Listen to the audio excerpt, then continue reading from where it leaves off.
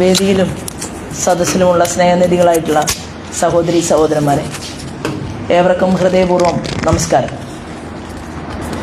ഞാൻ കഴിഞ്ഞ എത്രയോ വർഷങ്ങളായിട്ട് ചെയ്തുകൊണ്ടിരിക്കുന്ന ഒരു പ്രവൃത്തി, ആ പ്രവൃത്തി പോലെ തന്നെ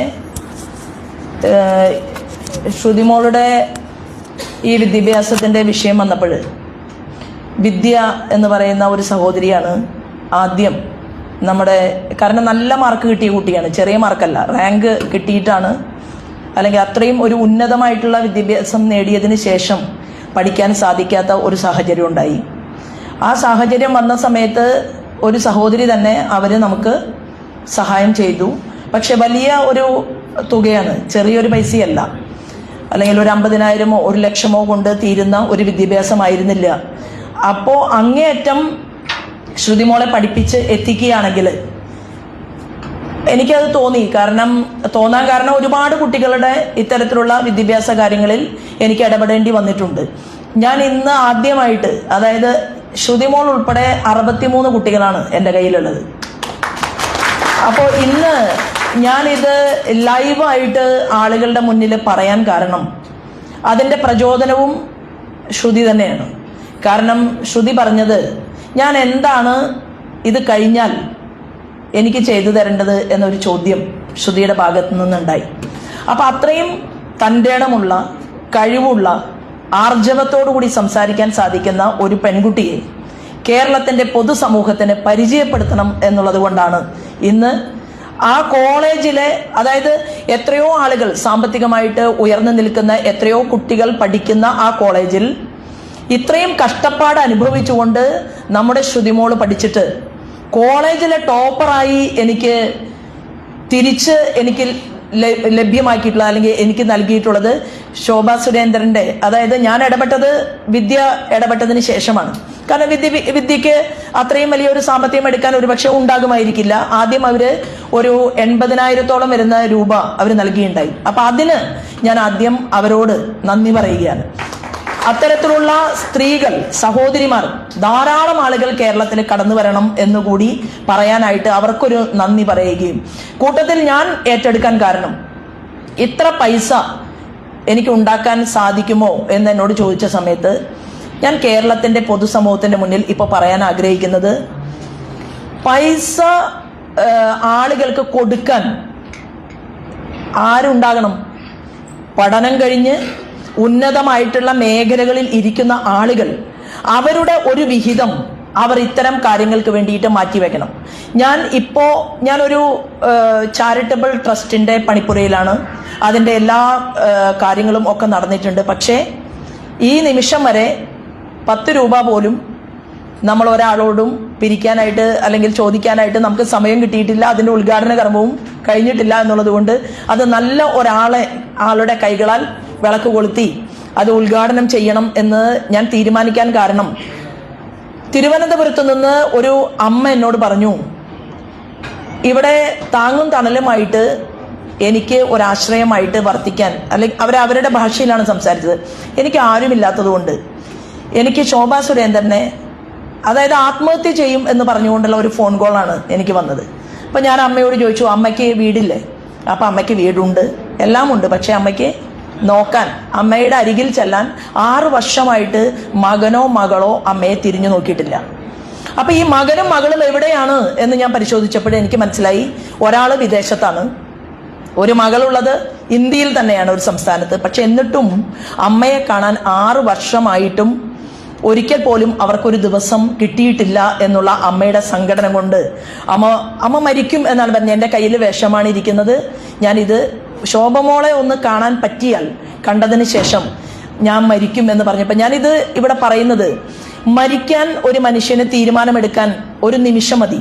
എന്നാൽ ആ മരണത്തെ മാറ്റാൻ, അല്ലെങ്കിൽ എനിക്കൊരാൾ സഹായമായിട്ടുണ്ട് എന്നുള്ള വാക്ക് കേൾക്കാൻ ആഗ്രഹിക്കുന്ന ഒട്ടനവധി ആളുകൾ ഈ കേരളത്തിനകത്തുണ്ട്. ഞാൻ അമ്മയോട് പറഞ്ഞു, അമ്മയുടെ മക്കള് 6 വർഷമായിട്ട് അമ്മയുടെ അരികിലില്ല, ഇതാണല്ലോ ദുഃഖം.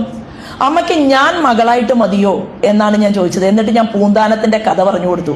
ഞാൻ അമ്മയോട് പറഞ്ഞു, പൂന്താനത്തിന് ഉണ്ണി വളരെ ആറ്റുനോറ്റിട്ടാണ് പൂന്താനത്തിന് ഒരു ഉണ്ണി ഉണ്ടായത്. ആ ഉണ്ണി ഉണ്ടായതിന് ശേഷം അന്ന് ഈ കുട്ടിയുടെ കുട്ടി ഉണ്ടായ സന്തോഷത്തിന് സദ്യ കൊടുക്കാൻ വേണ്ടിയിട്ട് ബന്ധുക്കളെ എല്ലാം വിളിച്ചു വരുത്തിയപ്പോൾ അന്ന് കറണ്ടൊന്നും ഇല്ലാത്ത കാലമാണ്, പൂന്താനമില്ല, മലപ്പുറത്താണ്, നമുക്ക് എല്ലാവർക്കും അറിയാം. അപ്പൊ അവിടെ വിരുന്ന് വന്ന ആളുകൾ മുഴുവൻ ഈ കുട്ടിയെ ഉറക്കി കിടത്തിയിട്ട് പൂന്താനത്തിന്റെ ഭാര്യ ജോലി ചെയ്യാൻ വേണ്ടി പോയപ്പോൾ ആ ഉണ്ണി കിടക്കുന്നത് അറിയാതെ ആളുകൾ കൊണ്ടുവന്ന് ഭാണ്ഡം വെച്ച് ഈ കുഞ്ഞിന്റെ മുകളിലും ഭാണ്ഡക്കെട്ട് വീണ് അങ്ങനെ കുട്ടി ശ്വാസം മുട്ടിയിട്ട് മരിക്കുകയാണ്.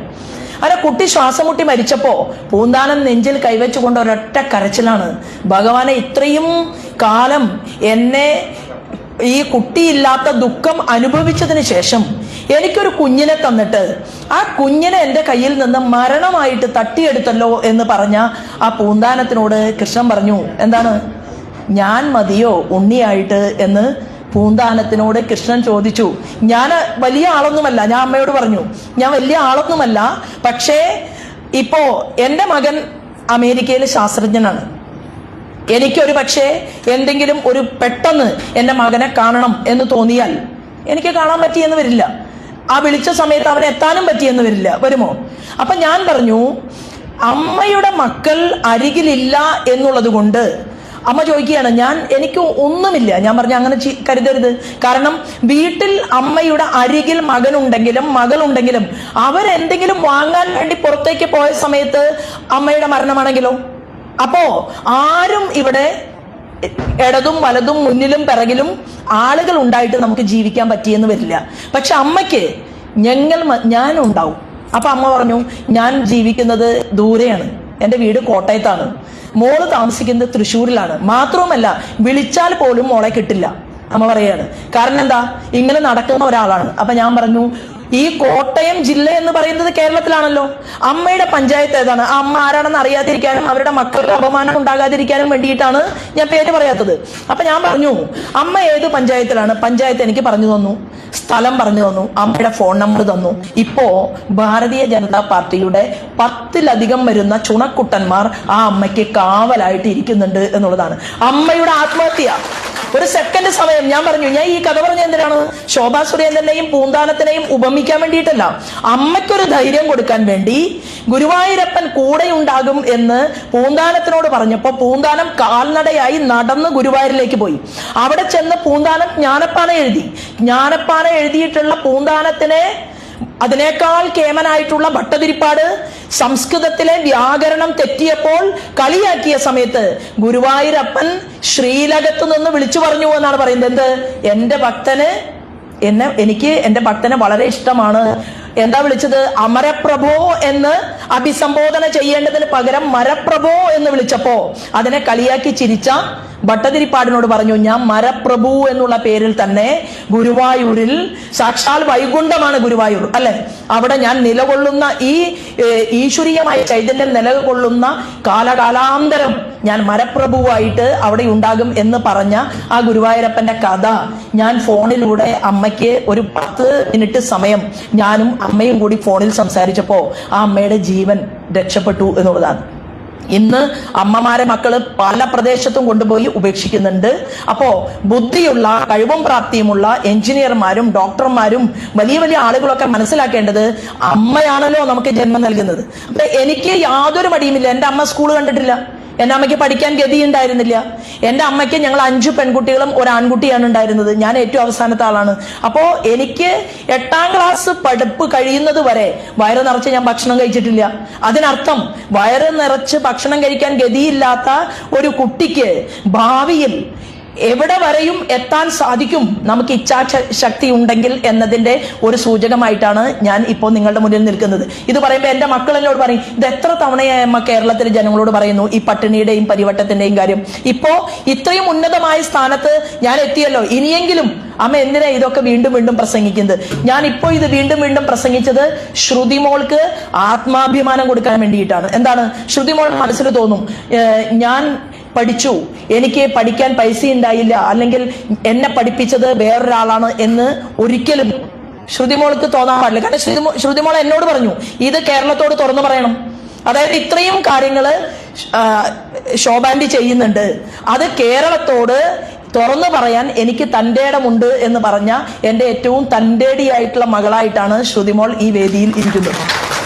അതുകൊണ്ട് മാത്രമാണ് നമ്മളിപ്പോ തുടങ്ങുന്നത്. കാരണം ഇപ്പൊ ഓരോരോ കുട്ടികൾ പറയാൻ തുടങ്ങി, ഞങ്ങൾക്കും പറയണം എന്ന് ഓരോ കുട്ടികളും പറയാൻ തുടങ്ങി. അപ്പൊ നാളെ ഒറ്റ കണ്ടീഷനാണ് ഞാൻ മോളോട് പറഞ്ഞിട്ടുള്ളത്, എത്ര ലക്ഷം ചെലവാക്കിയാലും ആ പഠിപ്പ് മുഴുവൻ കഴിയുന്നത് വരെ അമ്മയായിട്ട് ഞാനും കൂടെ ഉണ്ടാവും. എന്നാൽ പഠിച്ചു കഴിഞ്ഞ് ഉന്നതമായിട്ടുള്ള ജോലി കിട്ടും എന്നുള്ള കാര്യത്തിൽ ഒരു തർക്കവും വേണ്ട. ആ ജോലിയിലിരിക്കുമ്പോ എന്ത് ചെയ്യണം, വേറൊരു 3, ഞാൻ പഠിപ്പിച്ചത് ഒരു കുട്ടിയെയാണ്. ഇത് കേരളത്തിലെ എന്റെ മറ്റുള്ള കൂട്ടുകാരും കേൾക്കാൻ വേണ്ടിയിട്ടാണ് ഞാൻ പറയുന്നത്, എന്റെ എല്ലാ കുട്ടികളും കേൾക്കാനാണ് ഞാൻ പറയുന്നത്. ശ്രുതിമോള് 3 കുട്ടികളെ പഠിപ്പിക്കണം എന്നുള്ളതാണ് എന്റെ കണ്ടീഷൻ. വേറൊരു കാര്യവും നമുക്ക് തിരിച്ചു വേണ്ട. വളരെ ബുദ്ധിമുട്ടുള്ള കഷ്ടപ്പെടുന്ന 3 കുട്ടികളെ ശ്രുതിമോൾക്ക് ഒരു ഇരിപ്പിടം കിട്ടി, ജോലി കിട്ടി, നല്ല ശമ്പളം കിട്ടുന്ന ജോലിയായിരിക്കും കിട്ടുക എന്നുള്ള കാര്യത്തിലും തർക്കമില്ല. അപ്പൊ 3 പാവപ്പെട്ട കുട്ടികളെ പഠിപ്പിക്കാൻ എനിക്ക് വാക്ക് നൽകിയിട്ടുണ്ട്. അതാണ് ഏറ്റവും വലിയ ഒരു സന്തോഷമായിട്ട് ഞാൻ കണക്കാക്കുന്നത്. നമുക്ക് ഇന്നത്തെ ഇതൊരു മീറ്റിംഗ് പോലെയല്ല, ഒരു ആദരം കൊടുക്കുക, അത് കഴിഞ്ഞ് മോളെ കാണുക. മോളിപ്പോ കോളേജിൽ ടോപ്പർ ആയിട്ടുണ്ട്, അത് എത്ര പറഞ്ഞാലും നമുക്ക് മതിയാവില്ല. എൻ്റെ കയ്യിൽ 4 ഡോക്ടർമാരുണ്ട്. അതിൽ ഒരാളിപ്പോൾ ഫൈനൽ ഇയർ പഠിക്കുകയാണ്, ഹരിയാനയിലാണ്. അവൻ ഈ പരിപാടിയിൽ പങ്കെടുക്കേണ്ടതായിരുന്നു, വരാമെന്ന് പറഞ്ഞിരുന്നു. പക്ഷേ എന്തോ വലിയ തിരക്ക് വന്നതുകൊണ്ട് ഇപ്പോൾ വരാൻ സാധിക്കില്ല എന്ന് പറഞ്ഞ് വേറൊരു അവസരത്തിൽ അവന് സംസാരിക്കണം എന്നാണ് പറഞ്ഞിട്ടില്ല. കേരളത്തോട് എനിക്ക് തുറന്നു പറയണം, ഞാൻ എങ്ങനെയാണ് ഇവിടെ വരെ എത്തിയത് എന്ന് എനിക്ക് തുറന്നു പറയണം. കാരണം അപ്പൊ ഞാൻ ചോദിച്ചു, അതെന്തിനാ അങ്ങനെ പറയുന്നത്? അപ്പൊ അവൻ പറഞ്ഞു, എന്നെ അമ്മ എന്നാണ് വിളിക്കുന്നത്, ശോഭമ്മ എന്നാണ് വിളിക്കുന്നത്. അപ്പൊ എന്റെ ശോഭമ്മയും ഇങ്ങനെയുള്ള കാര്യങ്ങളൊക്കെ കേരളത്തിൽ ചെയ്യുന്നുണ്ട് എന്നുള്ളത് ആളുകൾ അറിയട്ടെ എന്ന് പറഞ്ഞ് അവൻ വരും. അപ്പൊ നമുക്ക് വേറൊരു സ്നേഹവിരുന്ന്, അത് അവന്റെ നാട്ടിലെ കായംകുളത്താണ് ഞങ്ങൾ നടത്താൻ പോകുന്നത്. അത് പിന്നീട് നമുക്ക് ഒരുമിച്ച് ചേരാം. അപ്പൊ തീർച്ചയായിട്ടും എനിക്ക് പൊതുസമൂഹത്തോട് പറയാനുള്ളത്, ഒരുപാട് പൈസ കയ്യിലുള്ള എനിക്ക് പരിചയമുള്ളവരും എനിക്ക് പല കൂട്ടുകാരുടെ മുന്നിലും, എന്റെ കൂടെ പഠിച്ചവരുടെ മുന്നിലും, എന്നേക്കാൾ ചെറിയ ആളുകളുടെ മുന്നിലും, വലിയ ആളുകളുടെ മുന്നിലും ഒക്കെ ഞാൻ 10,000-ന് കൈനീട്ടിയിട്ടുണ്ട്, അല്ലെങ്കിൽ 20,000-ന് കൈനീട്ടിയിട്ടുണ്ട്.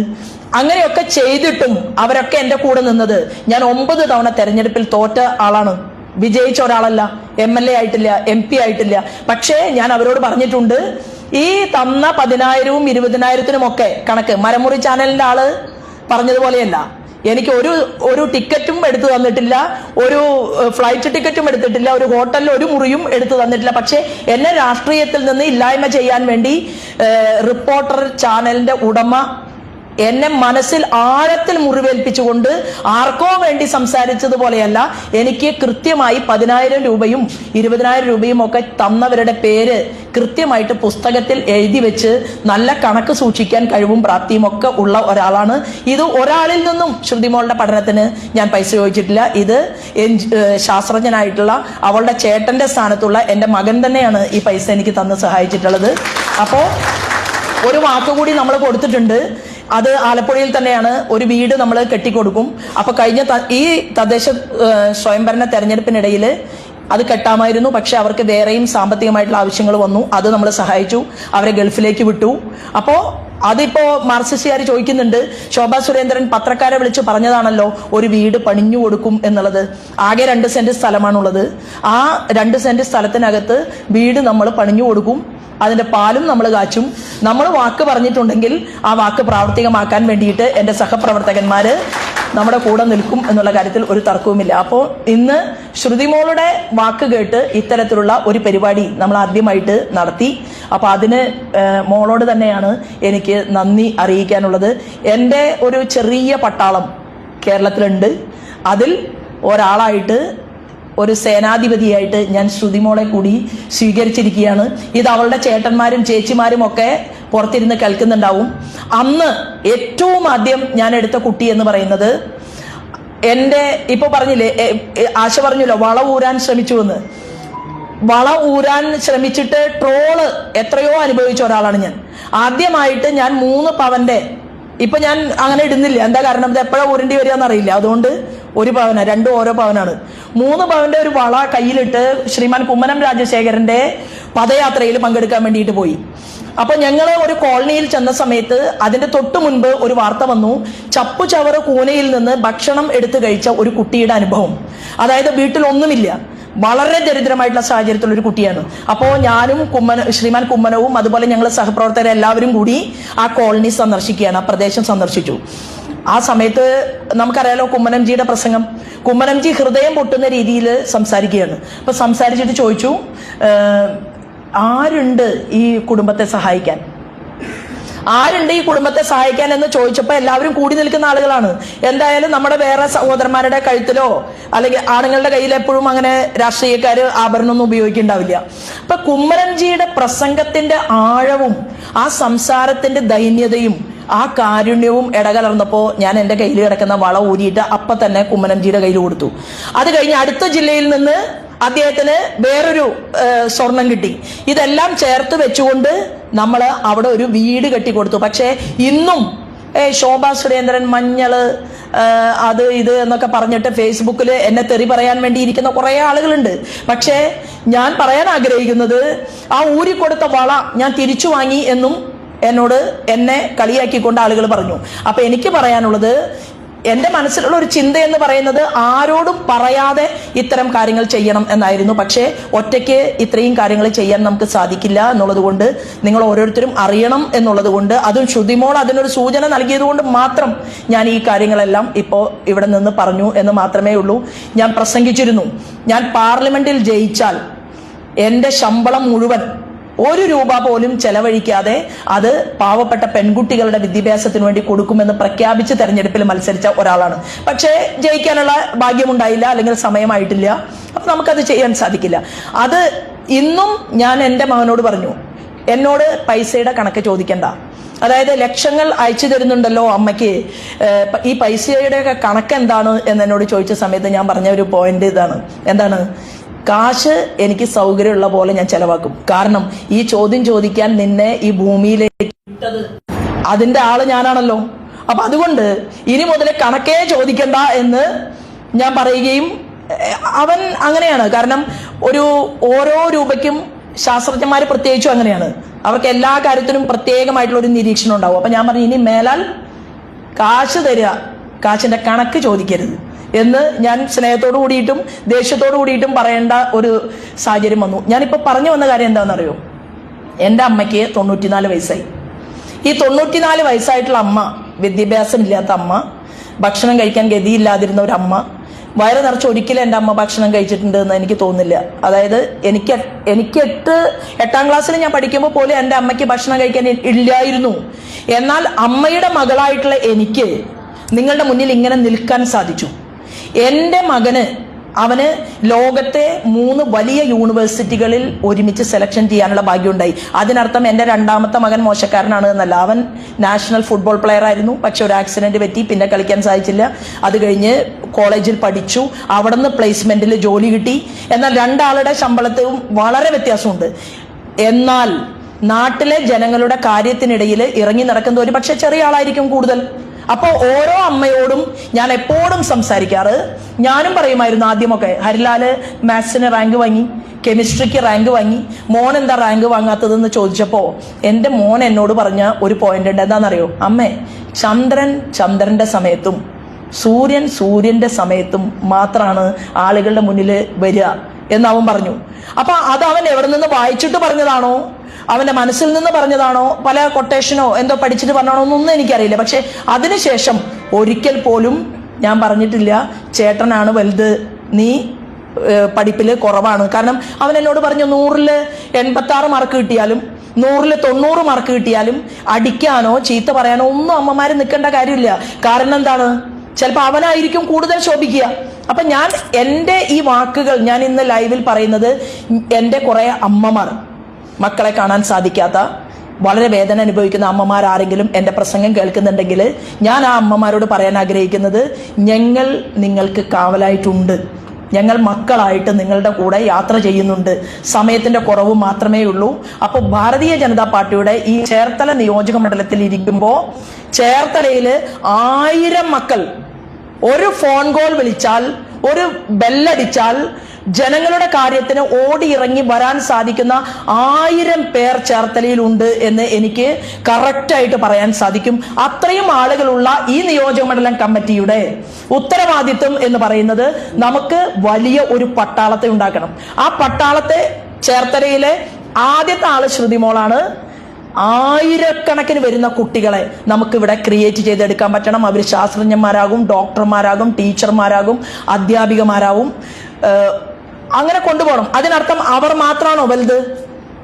പാടത്ത് നിലമുഴുത് വിത്തിറക്കി കൃഷി നടത്തി ആ കൃഷിപ്പണി ചെയ്ത് മുന്നോട്ട് പോയിട്ടുള്ള ഒരച്ഛന്റെ മോളാണ് ഞാൻ. അപ്പോ ഞാൻ ഏറ്റവും കൂടുതൽ സ്നേഹിക്കുന്നത് ശാസ്ത്രജ്ഞന്മാരെയാണോ? എൻ്റെ മകൻ ശാസ്ത്രജ്ഞനാണ്. ഞാൻ ഏറ്റവും കൂടുതൽ സ്നേഹിക്കുന്നത് അവനെയല്ല. എൻ്റെ അച്ഛൻ മരിച്ചത് അത്തം ചിത്തിര ചോതി ദിവസമാണ്.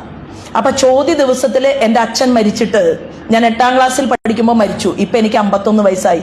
ഇത്രയും നീണ്ട വർഷങ്ങൾ കഴിഞ്ഞു പോയിട്ടും ഓരോ ഓണത്തിനും ഓരോ തിരുവോണത്തിനും ഞാൻ എൻ്റെ അച്ഛനെ കുറിച്ച് ഓർക്കും. ഞാൻ എൻ്റെ അച്ഛനെ കുറിച്ച് ഓർത്ത് കരയും. അപ്പൊ എന്താ അർത്ഥം?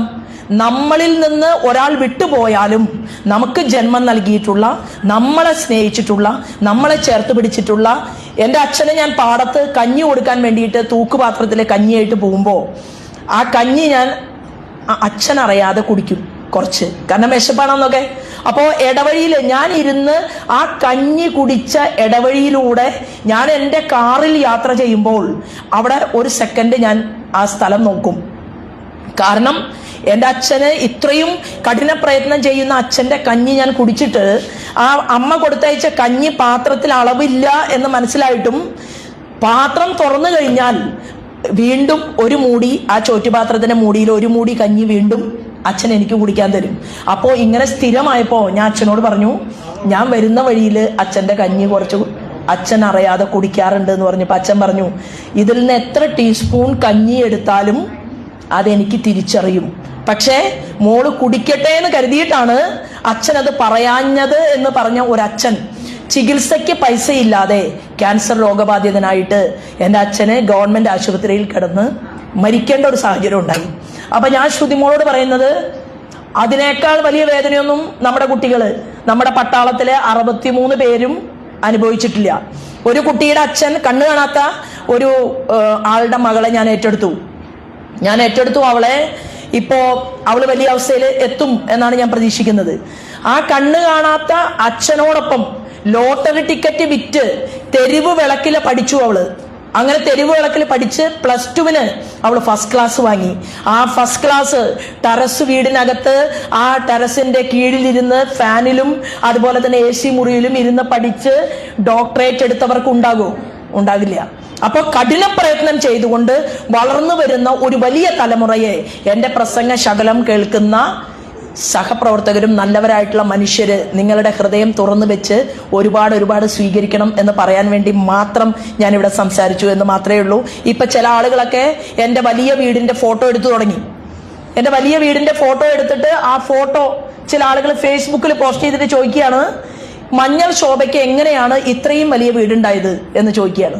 അപ്പൊ അത് കാണുമ്പോ മഞ്ഞൾ ശോഭ എന്ന് പേരിട്ട് വിളിക്കുന്ന എനിക്ക് ഇത്രയും വലിയ ഒരു വീട് എങ്ങനെയാണ് ഉണ്ടായത് എന്ന് ചോദിച്ചപ്പോ 21 വയസ്സ് വരെ ഒരു കുടുസുമുറിയില് ഒരു പുൽപ്പായ, കീറിയ പുൽപ്പായയിൽ തണുത്തുറയുമ്പോ ഒരു പുതപ്പ് പോലും പുതയ്ക്കാനില്ലാതിരുന്ന ഒരു ബാല്യം എനിക്കുണ്ടായിരുന്നു. അതുകൂടി അവരന്വേഷിക്കേണ്ടതല്ലേ.